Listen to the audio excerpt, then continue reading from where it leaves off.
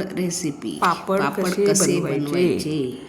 नागली पाण्यात टाकायची आणि नागली 3 दिवस भिजू द्यायची. तिसऱ्या दिवशी पाण्यातून काढायची. तिला बांधून ठेवायचं, धुवून चुवून बांधून ठेवायचं. बांधल्यानंतर तिला बाहेर काढून कोंब येऊ द्यायचे. कोंब आल्यावर तिला बाहेर वाळू घालायची. नंतर पीठ तयार करायचं आणि ती गाळून घ्यायची. गाळल्यानंतर तिला व्यवस्थित हात जास्त दाब न देता गाळायचं. गाळल्यामुळे जास्त दाब दिल्यामुळे कोंडा खाली जाणार नाही याची काळजी घ्यायची. नंतर जिरं, ओवा, हिंग, बडीशोप, पापड काळे दळून घ्यायचे आणि ते पाण्यात टाकायचे आणि इकडं 3 पातेले पाणी ठेवायचे. 3 पातेले पाणी ठेवून व्यवस्थित मोजून घ्यायचे. आणि मोजल्यामुळे कसं आहे, नवीन माणसांना त्याचा अंदाज येत नाही.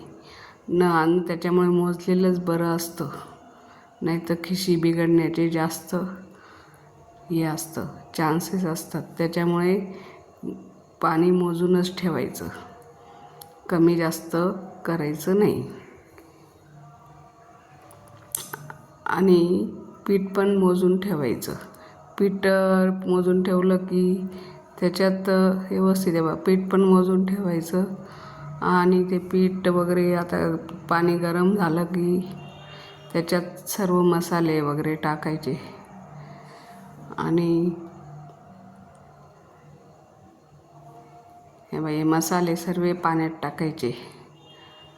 गरम पाणी झालं असेल, आता पाणी गरम झालं. त्याच्यात मसाले, ते अर्ध पातेलं पाणी जास्त टाकलेले ते काढून घ्यायचं आणि मसाले आता टाकून द्यायचे. मसाले टाकले का पीठ गाळून टाकायचं. त्याच्यामुळे गठोळी होत नाही जास्त आणि जास्त दाब पण द्यायचं गरज येत नाही. हे बघा, आता पीठ असं व्यवस्थित त्याच्यावर गाळून पाणी गरम असल्यामुळे विरघळून जातं ते.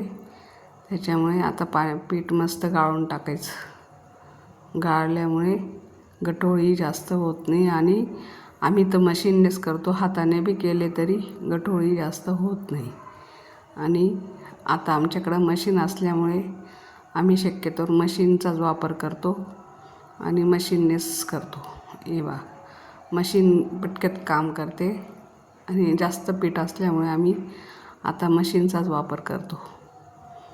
हे मशीन काही जास्त महागडं नाही आहे, 3000पर्यंत येतं ते मशीन घेऊन घेतलेले, कारण आम्ही पापड तयार करून देतो. बघा, खिशी घेतली. आता खिशी बघा, ते मशीनने किती छान खिशी येते. एक गठोळी दिसणार नाही तुम्हाला. पापड पण कलर किती छान आलेला आहे. आणि पापड बी एकसारखा ताट ठेवायचे, ताट येतात मस्त पापड. तशी सुविधा आमची केलेलीच असते, कारण पापड विकायचे असतात. त्याच्यामुळे आपल्याला गिऱ्हाईक आपले चांगले ठेवावं लागतात. म्हणून आपल्याला पापड चांगलाच तयार करावा लागतो.